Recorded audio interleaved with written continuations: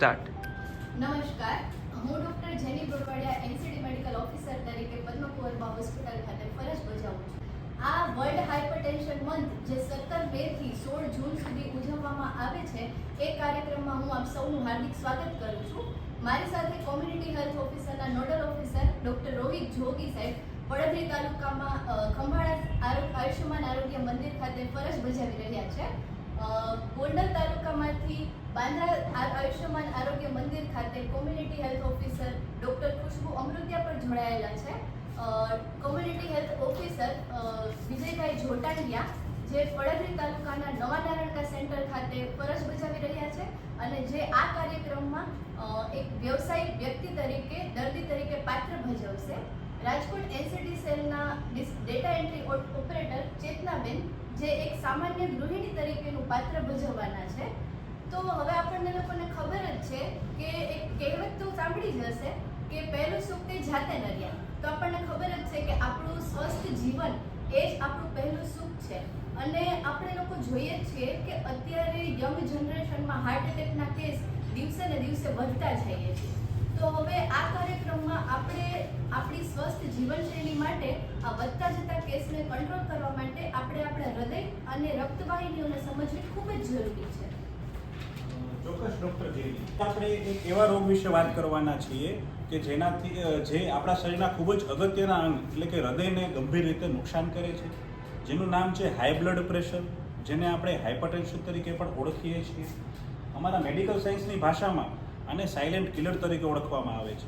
Silent killer એટલે એવું છે કે જે છુપી રીતે કોઈપણ પ્રકારના લક્ષણો દર્શાવ્યા વગર આપણા શરીરને ગંભીર રીતે નુકસાન કરે છે. તેથી જ નિયમિત તપાસ કરાવવી જરૂરી છે. તમે તમારું બેંક બેલેન્સ તો ચેક કરતા જ હશો ને, તમે તમારું મોબાઈલનું બેલેન્સ પણ તમે ચેક કરતા હશો. બસ એ જ રીતે બ્લડ પ્રેશર પણ ચેક કરવું જરૂરી છે. નિયમિત બ્લડ પ્રેશરના આંકડા ચેક કરવાથી તમે બ્લડ પ્રેશરને કંટ્રોલ કરી શકો છો. હાઈ બ્લડ પ્રેશર વિશે સાંભળેલું તો છે, એ તો બરાબર, પણ હાઈ બ્લડ પ્રેશર છે શું? મને તો બધું સારું જ છે.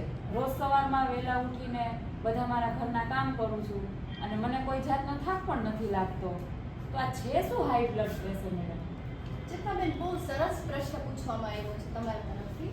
હવે ઘણા લોકોમાં આ કન્ફ્યુઝન સાંભળવા મળે છે કે મને તો કોઈ પણ જાતની તકલીફ છે જ નહીં, છતાં પણ મને બ્લડ પ્રેશર હોઈ શકે અને એનું કારણ શું હોઈ શકે, શરીરમાં કયા કયા ફેરફાર થતા હશે જેનાથી આવું થઈ શકે.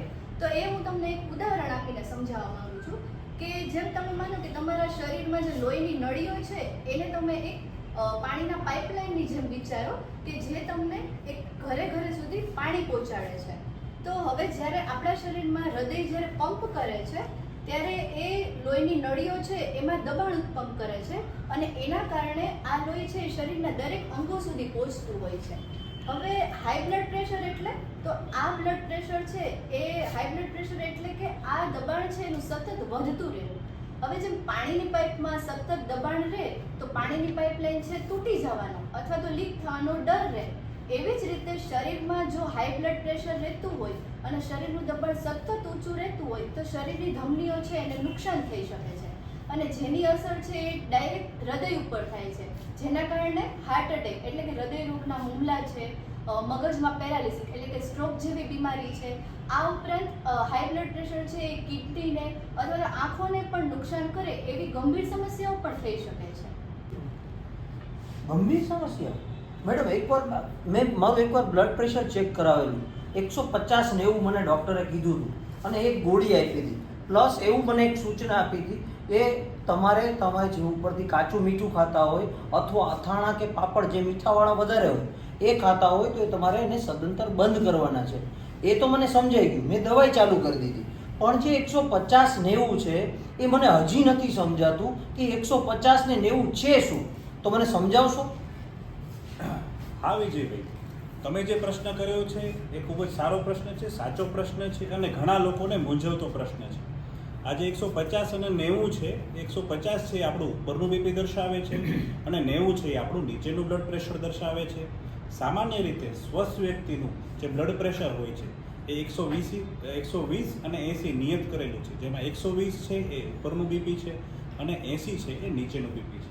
અહીંયા આપણી સામે જે આ દર્શાવેલું છે જે સ્ટેન્ડી છે એમાં આપણને 140 થી વધારે અને નીચેનું બીપી 90 થી જો વધારે દર્શાવવામાં આવે તો તમારે તમારા નજીકના સ્વાસ્થ્ય કેન્દ્રમાં દેખાડવાનું થાય છે અને ડૉક્ટરની સલાહ લેવાની થાય છે. માત્ર મીઠું ઓછું લેવું એ જરૂરી નથી, પણ એના સિવાય પણ ઘણી બધી બાબતોનો સમાવેશ થાય છે આમાં વિજયભાઈ, જેમ કે સંતુલિત અને પૌષ્ટિક આહાર, બરોબર. તાજા ફળો અને શાકભાજી લેવા જોઈએ, ઓછી ફેટવાળા ડેરી ઉત્પાદનો લેવા જોઈએ. એના સિવાય તમે તેલ અને મીઠું બંને ઓછું લઈ શકો. અને આપણા રાજકોટવાળા તો ભોજનના સ્વાદિષ્ટ ભોજનના બહુ શોખીન છે, તેથી સ્વાદ સાથે આપણે સ્વાસ્થ્ય પણ જાળવવું જોઈએ. આ સિવાય તમે નિયમિત શારીરિક પ્રવૃત્તિઓ કરી શકો, જેનાથી પણ બ્લડ પ્રેશર ઓછું થઈ શકે, જેમ કે ઝડપી ચાલવું, વોકિંગ કરવું, જોગિંગ કરવું, સાયકલિંગ છે અને યોગા જેવી પ્રવૃત્તિઓ પણ તમે કરી શકો. આ સિવાય તમને ગમતી કોઈ પણ શારીરિક પ્રવૃત્તિઓ તમે કરી શકો છો એમાં. એ સિવાય રેસકોર્સમાં પણ તમે ચાલી શકો છો અને કોઈ પણ બગીચામાં તમે યોગા કરી શકો છો. એના સિવાય તમે વિજયભાઈ તમારું વજન, જો વજન તમે ઓછું કરો તો તમારું બ્લડ પ્રેશર પણ ઓછું થવાની શક્યતા છે. અને સાથે સાથે આપણને આ પોસ્ટરમાં દેખાડ્યું છે એમ આજે આપણી બિઝી લાઈફ છે, બરોબર, જેમાં આપણે સતત તણાવ અને ટેન્શનમાં જીવતા હોઈએ છીએ, ત્યારે આ તણાવથી બચવાના રસ્તા શું છે? તો બહુ સાદા અને સરળ રસ્તા છે. આપણે શ્વાસોશ્વાસની કસરત કરવાની છે, પ્રાણાયામ કરવાના છે, આપણે ધ્યાન કરી શકીએ છીએ, બરોબર છે, આપણે સારા હળવું સંગીત સાંભળી શકીએ છીએ, પરિવાર સાથે સમય વિતાવી શકીએ છીએ અને પ્રકૃતિમાં રહી શકીએ છીએ. એનાથી આપણે તણાવથી સારી રીતે બચી શકીએ છીએ. અને જ્યારે આપણે સૌરાષ્ટ્રમાં અને રાજકોટની વાત કરતા હોય ત્યારે આ મુદ્દો આપણે કેમ ભૂલી શકીએ કે તમાકુનું સેવન છે અને આજની જે યંગ જનરેશન છે એમાં ધૂમ્રપાન પણ એ લોકો કરતા હોય છે અને સાથે સાથે દારૂનું સેવન છે, જે સીધી રીતે આપણા હૃદયને નુકસાન પહોંચાડે છે અને બ્લડ પ્રેશરની બીમારીને નોતરે છે. તો જો મેડમ, હું આ રોજિંદા જીવનમાં સારો ખોરાક લઉં, નિયમિત ચાલવાનું રાખું, તો શું મારું આ બ્લડ પ્રેશર જે છે એ નીચે આવી શકે છે અને મારી દવાઓ જે છે એ પણ બંધ થઈ શકે છે? એ શક્ય છે ખરું? ચેતનાબેન, જીવનશૈલીમાં ફેરફાર એ એક ખૂબ જ સારી વાત છે. હવે જીવનશૈલીમાં ફેરફાર છે એ કરવાથી શું શું અસર થઈ શકે? તો જો તમારું બીપી છે એ બોર્ડર લાઈન રહેતું હોય તો આ જીવનશૈલીમાં ફેરફારો કરવાથી તમે દવાનો ઉપયોગ છે ટાળી શકો છો. એટલે કે ક્યારેય તમારે દવાઓ લેવાની જરૂર નથી પડતી. અને જો તમારે દવાઓ ચાલુ જ છે અને દવાઓ લેવી જ પડે એમ છે તો આ જીવનશૈલીમાં ફેરફાર કરવાથી એ દવાઓને વધુ અસરકારક બનાવે છે.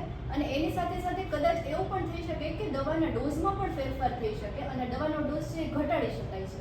હવે આપણને ખબર જ છે કે જેમ તાવ હોય, શરદી હોય, એ બધી દવાઓ હોય તો એ બધી દવાઓ તાવ આવતો હોય, શરદી થઈ હોય, દવાઓ લઈ લીધી, હવે આપણે સારું થઈ ગયું, હવે દવાઓ લેવાની જરૂર નથી. પરંતુ બીપીમાં એવું નથી. જો કોઈ પેશન્ટને બીપી હોય અથવા તો તમને એક વખત બીપીનું નિદાન થઈ ગયું હોય તો એક વખત બીપીનું નિદાન થઈ જાય તો એ સતત અને લાંબા ગાળાની પ્રક્રિયા છે. એ કોઈ એક સમયનો અથવા તો એક સમયનો પ્રયાસ નથી. આજે આપણે સૌ વિચારતા હોઈએ છીએ કે ભાઈ મને કાંઈ નહીં થાય અને બ્લડ પ્રેશરની બીમારીને છે એ કોઈ ઉંમર સાથે નિસ્બત નથી, પણ એવું નથી.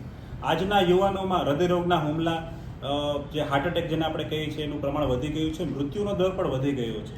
તો આનાથી આપણે ખૂબ જ સચેત રહેવું જોઈએ અને સાથે સાથે એના કારણોનું પર આપણે ખાસ ધ્યાન આપવું જોઈએ. એના કારણોમાં આપણે જે આધુનિક જીવનશૈલી જીવી છીએ, બરાબર છે, બહારનો સતત ખોરાક ખાઈએ છીએ, સાથે સાથે આપણું હવે બેઠાડું જીવન થઈ ગયું છે, સેડેન્ટરી લાઇફસ્ટાઇલ જેને આપણે કહીએ છીએ, અને જે અગાઉ જે આપણે ચર્ચા કરી, લોકો સતત તણાવમાં જીવતા હોય છે, સતત બિઝી રહેતા હોય છે, તો આ બધા કારણો એમાં ભાગ ભજવે છે. આ સાથે એક અગત્યનું પરિબળ પારિવારિક ઇતિહાસ પણ છે. તમારા માતા પિતા કે જો ભાઈ બહેનને હાઈ બ્લડ પ્રેશર હોય તો તમને થવાની શક્યતા રહી છે, પણ એનો અર્થ એવો નથી કે તમને થશે જ.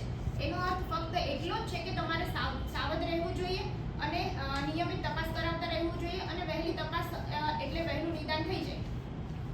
સમજી ગયું. ચોક્કસપણે ખૂબ જ સરસ માહિતી આપી. હવે હું મારું દવાઓનું રેગ્યુલર સેવન કરીશ, મીઠાનું પ્રમાણ છે એ મારા ખોરાકમાં ઓછું કરીશ અને જે મારી જીવનશૈલીમાં જે મારું ચાલવાનું હતું એ હું ચાલવાનું શરૂ કરીશ અને જરૂર પડે તો હું રેસકોર્સ પણ ચાલવા જઈશ. બહુ સરસ. તો આ જે બ્લડ પ્રેશર છે તો એ હું ક્યાં ચેક કરાવી શકું મેડમ? ચેતનાબેન, તમે અથવા તમારા પરિવારના કોઈ પણ સભ્ય તમારા નજીકના કોઈ પ્રાથમિક આરોગ્ય કેન્દ્ર આયુષ્યમાન આરોગ્ય મંદિર અથવા તો કોઈ અર્બન હેલ્થ સેન્ટર અથવા તો કોઈ તમારા ફેમિલી ડોક્ટર પાસે તમે નિયમિતપણે ચોક્કસ બ્લડ પ્રેશર ચેક કરાવી શકો છો.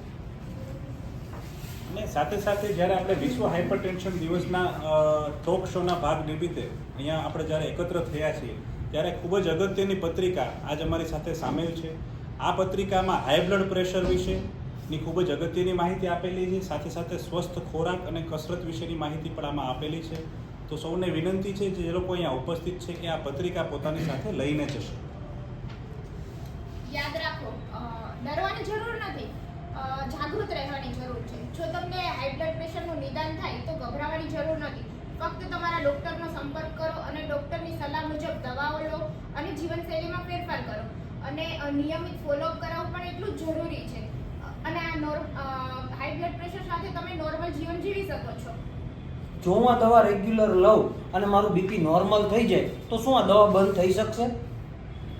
હા વિજયભાઈ, આ પણ ખૂબ સારો પ્રશ્ન છે.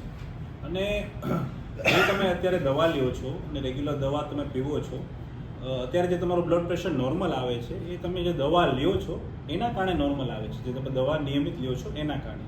બની શકે કે તમે 1 દિવસ 2 દિવસ દવા ના લ્યો અને પછી બ્લડ પ્રેશર ચેક કરાવવા જાઓ તો બની શકે કે તમારું બ્લડ પ્રેશર વધારે આવી શકે છે. અત્યારે જે બ્લડ પ્રેશર નોર્મલ છે એ આપ જે રેગ્યુલર દવા લ્યો છો એના કારણે છે. બની શકે કે ક્યારેક તમે દવા ભૂલી જાઓ અને દવા જો નિયમિત દવા જે તમે ક્યારેક બંધ કરી દો તેની આડઅસરના ભાગરૂપે જે ડૉક્ટર જેની મેડમે અગાઉ વાત કરી એમ આપણા હૃદયને એ નુકસાન પહોંચાડી શકે છે. સાથે સાથે બ્રેઇન સ્ટ્રોક, કિડની અને આંખને પણ એ નુકસાન કરી શકે છે. બરોબર છે?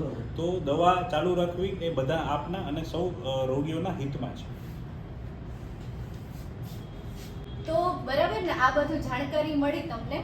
હવે આ વર્લ્ડ હાઇપરટેન્શન મંથના ઉજવણીના ભાગરૂપે હું રાજકોટના દરેક નાગરિકને વિનંતી કરવા માંગીશ કે રાજકોટના દરેક નાગરિક છે એ નિયમિતપણે પોતાનું બ્લડ પ્રેશર ચેક કરાવતા રહે. ઓછામાં ઓછું વર્ષમાં 1 થી 2 વાર તો ચોક્કસ ચેક કરાવતા રહે. એની સાથે સાથે એક સ્વસ્થ જીવનશૈલી અપનાવે, પૌષ્ટિક આહાર લે, તણાવથી દૂર રહે, ધૂમ્રપાન આલ્કોહોલથી દૂર રહે અને એક સ્વસ્થ જીવનશૈલી અપનાવે. હવે અને જો તમે એક બ્લડ પ્રેશર તરીકે તમારું નિદાન થાય તો પણ તમે ડૉક્ટરની સલાહ લ્યો અને નિયમિતપણે દવાઓ લેવી જોઈએ. તો આજરોજ વિશ્વ હાઇપરટેન્શન દિવસ અને વિશ્વ હાઇપરટેન્શન મંથની ઉજવણીના ભાગરૂપે આયોજિત થયેલ ટોક શોમાં જે લોકોએ ભાગ લીધેલો છે અને સાથે સાથે જે સૌ જોનાર છે એ બધાને અમે સૌ અમારી જે ટીમ છે એ હૃદયપૂર્વક આભાર માનીએ છીએ. અને અમે આશા રાખીએ છીએ કે જે હાઈ બ્લડ પ્રેશરની અમે લોકોએ જે માહિતી આપી છે એ આપ સૌ લોકો સુધી સારી રીતે પહોંચે અને વધુમાં વધુ લોકો સુધી આ માહિતી આપણે પહોંચાડી શકીએ અને એનો સારામાં સારો ઉપયોગ કરી શકીએ. અમારી ટીમ તરફથી સૌનો ખૂબ ખૂબ આભાર. હા.